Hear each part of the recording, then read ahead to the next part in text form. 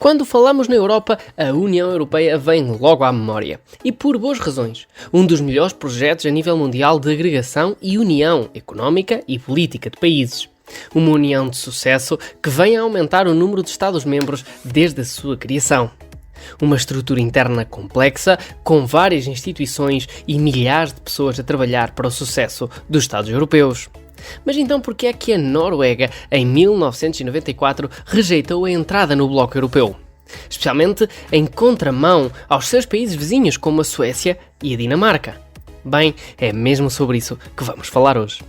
E muito bem-vindos a mais um vídeo de Why Because I Want TV. Não é a primeira vez que falamos do desenvolvido país nórdico aqui. Aliás, fica o convite para verem o vídeo em que analisamos a ascensão económica e social do país. Considerado por muitos o país que melhor administrou a extração de recursos naturais em favor da sua população. Tendo hoje, usando os dados do ranking de IDH de 2023, o segundo maior desenvolvimento humano do mundo e o maior fundo soberano do mundo, avaliado em 1,4 bilhões de euros. Como será de esperar, não foi por falta de cumprir os requisitos financeiros e de estabilidade das instituições que a Noruega não entrou para a União Europeia. Aliás, esta seria uma clara força influente nas instituições europeias. Uma das principais razões para a recusa da entrada está muito ligada à história da ascensão económica do país e aos princípios e ideias que estão subjacentes.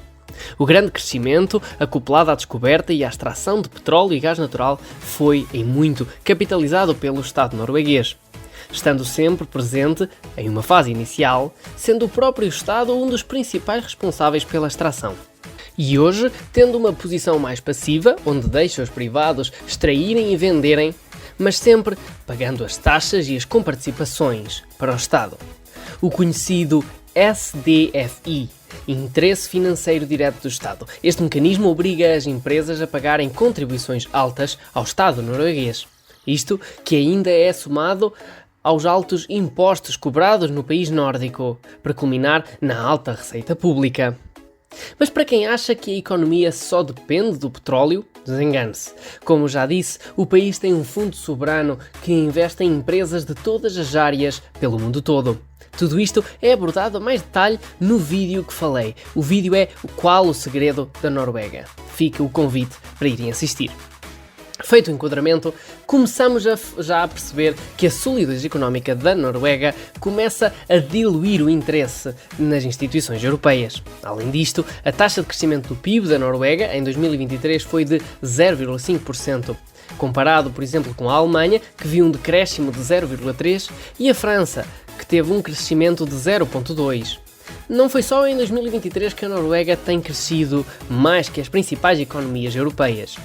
Em uma perspectiva histórica, um projeto como a União Europeia era um projeto arriscado. Muitas tentativas similares mostraram-se menos positivas. Mesmo assim, o projeto europeu, tendo as suas falhas, claro, mostrou-se muito positivo.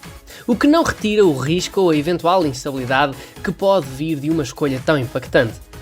A entrada na União Europeia significa abdicar de algum poder de decisão. Por exemplo, quanto à política monetária.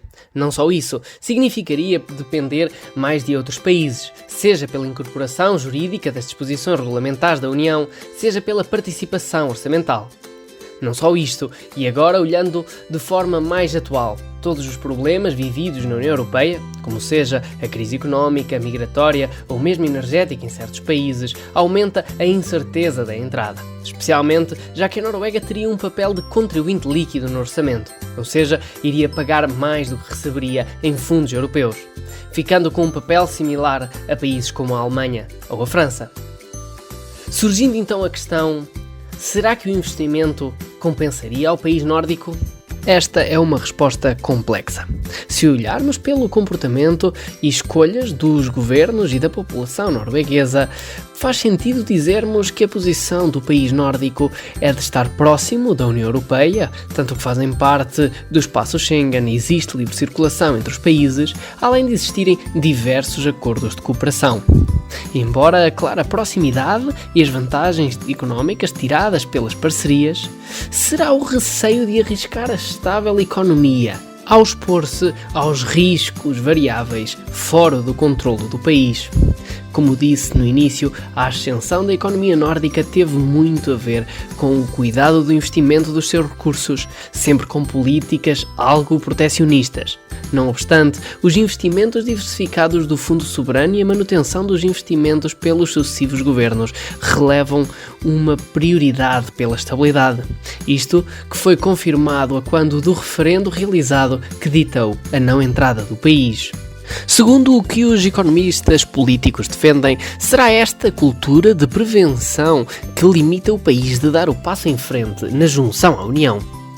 Esta aversão ou receio popular que poderá não ser a melhor estratégia, como a história da União Europeia demonstra, o crescimento económico e o desenvolvimento dos países integrantes foi bastante relevante. A união e a aproximação resultou em crescimento e uma maior qualidade de vida para os vários países. Pois, se para os países economicamente mais fracos, como alguns países do Mediterrâneo e do leste da Europa, ficaram muito beneficiados pelos financiamentos a baixos juros, as ajudas a fundo perdido e mesmo as melhorias da organização pelos regulamentos europeus, países como a Alemanha, contribuintes líquidos, ganham muito com as exportações que podem fazer para estes países. Uma maior coesão económica na União Europeia beneficia todos os Estados-membros. A Alemanha é o melhor exemplo disto. Um país altamente industrializado que teve a oportunidade de financiar e recolheu os frutos com as crescentes importações dos países vizinhos.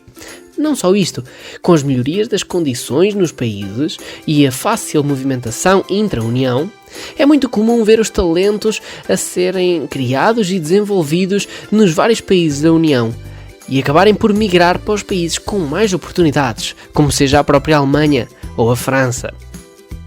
Agora, só o futuro nos dirá. Será que algum dia iremos ver a Noruega a juntar-se à União Europeia e à sua próspera história? E tu, o que achas? Serias a favor ou contra a entrada? Espero que tenhas gostado. Não te esqueças de deixar o teu gosto e a inscrição para não perderes mais vídeos, pois aqui desvendamos os complexos laços que ligam a economia e o tecido social, abordando temas relevantes que afetam comunidades locais e a economia global. Junta-te a nós enquanto exploramos os laços que unem a economia e a sociedade. Muito obrigado e até ao próximo!